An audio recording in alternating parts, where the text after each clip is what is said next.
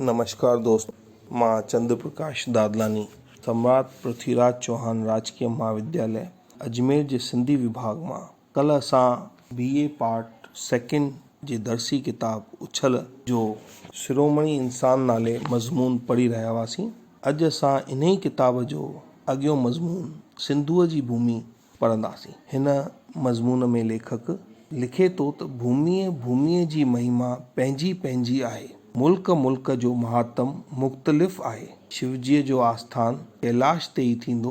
परियुनि जे आखाड़े लाइ कोह काफ़, नदियूं मिड़ई नदियूं, ॾंड मिड़ई ॾंड, पर हर जी पौड़ीअ वटि गंगा जल जो ॿियो कहिड़ो जल बर मेचींदो। मानसरोवर सां कहिड़ी झील कुल्लो हणंदी। यूरोप जे जंग जो क्षेत्र हर फ्लैंडर्स ते थींदो ऐं हिंदुस्तान जे क़िस्मत जो फ़ैसिलो वरी कुरुक्षेत्र ऐं थानेसर, पानीपत ऐं करनाल वटि थींदो। काशीअ जा पंडित भली अकाबर हुजनि, पर आचार्य वरी बि दक्षिण जा, अॻे शंकर ऐं रामानुज, हींअर रामन ऐं राधा कृष्ण। चित्र चिटींदी चीनी ऐं रोमी, पोख पैदाइश में सर्स थींदा जावा ऐं सिवरण भूमि। ख़ुशि ख़ल्क़ ऐं ख़ुशी जीअरा लभंदा फ्रांस ऐं ईरान में त कारीगर जर्मनी ऐं जापान में। वापारी त इंग्लैंड ऐं अमेरिका। एकांत ऐं एकता जो आलाप त सिंधूअ जी वादीअ में। लेखक चवण थो चाहे त हर भूमीअ जी हिकु पंहिंजी महिमा आहे, पंहिंजो हिकु लुत्फ़ आहे, पंहिंजूं कुझु खूबियूं अथसि, पंहिंजूं कुझु कमियूं अथसि। हर भूमीअ जो हिकु पंहिंजो महात्म आहे। इन जा लेखक घणेई उदाहरण ॾिना आहिनि त जीअं गंगा जे जल जो महात्म जेको हर जी पौड़ीअ ते आहे, उहो ॿिए हंधि न आहे। इन ई तरह मानसरोवर जो जेकी झील आहे, उहा ॿियुनि झीलुनि सां मुक़ाबिलो न थींदो उनजो। तीअं ई कुरुक्षेत्र जी ज़मीन ते जेके युद्ध लड़िया विया उहे ऐतिहासिक आहिनि, ओड़ा ॿिए किथे कोन्हनि। इन तरह लेखक चवे थो त हर भूमीअ जो हिकु पंहिंजो इतिहास रहियो आहे, पंहिंजो हिकु महिमा आहे। अॻियां लेखक चवे थो त ईअं बराबरि आहे त समय जे प्रभाव करे, प्रकृतिअ जे उथल पुथल करे कंहिं भूमीअ तेज कॾहिं घटि कॾहिं वधि थो रहे। असांजे अखियुनि अॻियां जे चमकंदड़ तेज जे ग्रहण जी छाया पइजी रही आहे ऐं दूल्ह दमामा दान पुण्य जाखोड़ा जतन अञा त इन ई ग्रहण खे मिटाइण में असमर्थ साबित थिया आहिनि। समुंड जो दादलो बोदलो इंग्लैंड, क़ौमुनि जो नक, मुल्कनि जो मर्कज़ हिन नए हवाई युग में फिरी रहियो आहे। कुंड कुर्छ में धिकियल, ॿियनि जो मोहताज ऐं ख़ौफ़ जो मारियल, जाग्राफीअ जे पेच में का भूमि पई त केरु छॾाएसि। लेखक चवे थो त हर भूमीअ जो हिकु पंहिंजो वजूद आहे, पंहिंजो इतिहास आहे। इहा ॻाल्हि त समय जे प्रभाव सां, कॾहिं प्रकृतिअ जे उथल पुथल जे करे, प्राकृतिक आपदाउनि जे करे ऐं प्रकृतिअ जे करे कॾहिं कंहिं भूमीअ जो तेज जेको आहे घटिजंदो आहे त वरी कॾहिं कंहिंजो वधी रहंदो आहे। इन जो उदाहरण ॾींदे चवे थो त इंग्लैंड जेको हर तरह सां जोग्राफिकल तरीक़े सां ॾिसो या प्राकृतिक तरीक़े सां ॾिसो, हर तरह सां समृद्ध हो, उन जो हाणे जेको आहे तेज़ घटिजी रहियो आहे। हिन युग में इंग्लैंड जो जेको आहे समय ईअं चइजे त घटिजी रहियो आहे। अॻियां लेखक लिखे थो, असांजी सिंधूरी बि अयामनि खां समय जो शिकार थींदी रही आहे। जोग्राफीअ जे पेच में पियल आहे। जीअं सिंधु पंहिंजो वहिकिरो फेराए, तीअं सिंधूअ जी वादी या माथुरी याने असांजी भूमि सिंधु बि पई फिरे। सिंधूअ जो जेसीं हिंद सां गहरो तालुक़ रहे, तेसीं ख़ुशि रहे, ख़ुशहाल रहे। उहो नारो कपियो त वरी मुअन जो दरो बणिजे। सिंधु नालो ॾिनो हिंद खे। सिंधु सिखनि जो मूल मंत्र वहदत मां कसरत थी, कसरत मां वहदत कुल। पर सिंधूअ जी भूमीअ खे सुख सुम्हण नसीब में न आहे।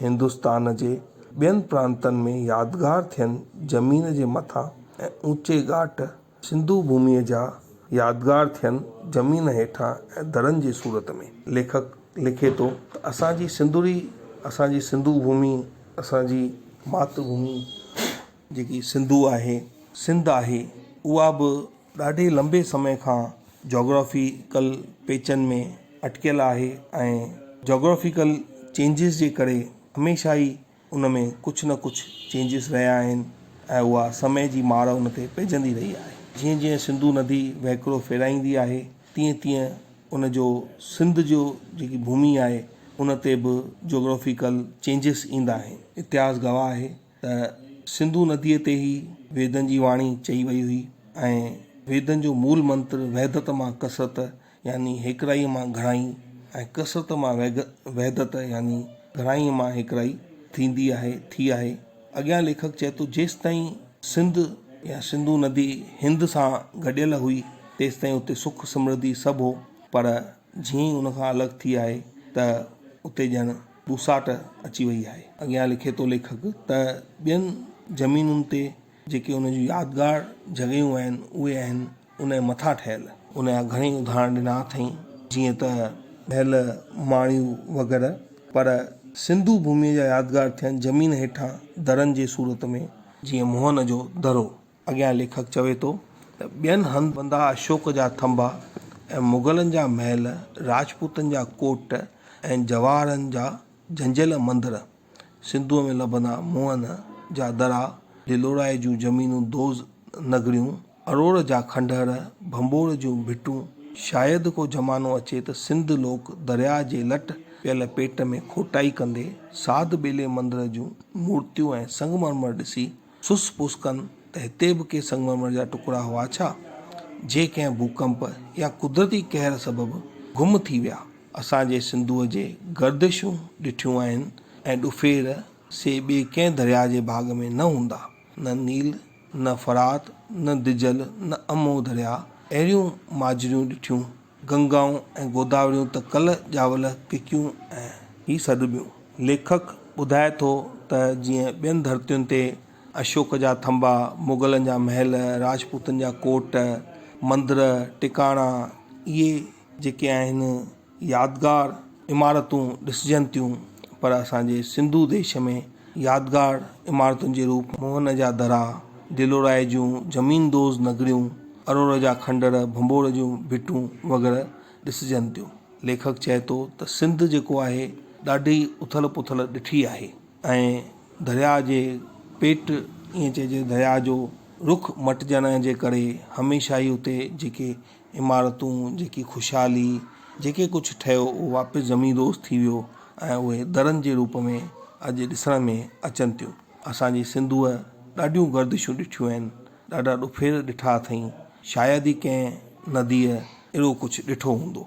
उन जी तुलना ई सभिनी खां पुराणियूं नदियूं नील नदी, फरात, दिज़ल, अमो वग़ैरह सां करे थो लेखक, त उन्हनि बि एतिरो उथल पुथल न ॾिठी हूंदी। अॻियां लेखक लिखे थो त सिंध जे भूमीअ खे वर मिलियल थो ॾिसिजे त हिन नासवंत संसार में जगत मिथ्या ऐं एको ब्रह्म द्वितीयो नास्ते जी अमली गवाही पेश करे ऐं भिटकंदड़ मनुष्यनि जो मन प्रिया जे पार निए।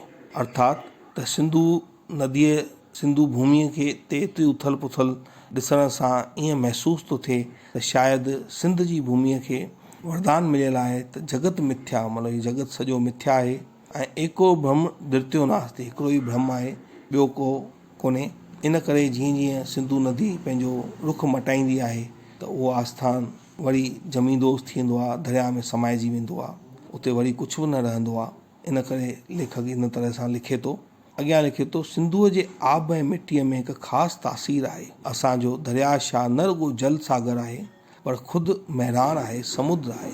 संदसि पाणीअ में पवित्र नदियुनि जो मेठाज़ आहे, थधाण आहे त संदसि ॿिए पाया पखेर ऐं कुकाट कंदड़ लहरुनि में समुंड जी दहशत आहे। सिंधूअ जे कप ते रही इंसान अज़ ख़ुदि आद अंत खे थो यादि करे, अंदर में जाती थो फाए ऐं साईंअ जी सूंहं ते अश अश थो करे। जिन सिंधूअ जी यात्रा कई आहे, झूलेलाल जो नारो हयो आहे, उन्हनि खे सुध आहे त दरिया शाह कहिड़ी सुर्की थो प्यारे, कहिड़ा रूहानी राज थो पलटे। अॻियां लेखक सिंधु नदीअ जी वाखाण कंदे चवे थो त दरिया जेको सिंधु दरिया आहे उहो समुंड वांगुरु अथाह आहे ऐं उन जूं लहरूं जॾहिं उथनि थियूं त समुंड वांगुरु गज़गोड़ थियूं कनि ऐं उन में जेको आहे सभिनी नदियुनि जो पाणी गॾिजे थो त एतिरी न थधाण, एतिरो न मिठास आहे जो ऐं एॾी पवित्र नदी आहे उन जी बारे में ॿुधाए थो। चवे थो जिन सिंधु नदीअ जी यात्रा कई आहे, सिंधूअ जी यात्रा कई आहे ऐं झूलेलाल साईं जा नारा हया अथनि, उन्हनि खे ई ख़बर आहे त सिंधु नदी उन्हनि खे कहिड़ो न रूहानी राज़ ॿुधाए रही आहे, केॾो न आनंद ॾेई रही आहे। अॻियां लिखे थो त हीउ दरिया उहो आहे जंहिं अनेक विचित्र दृश्य ॾिठा आहिनि।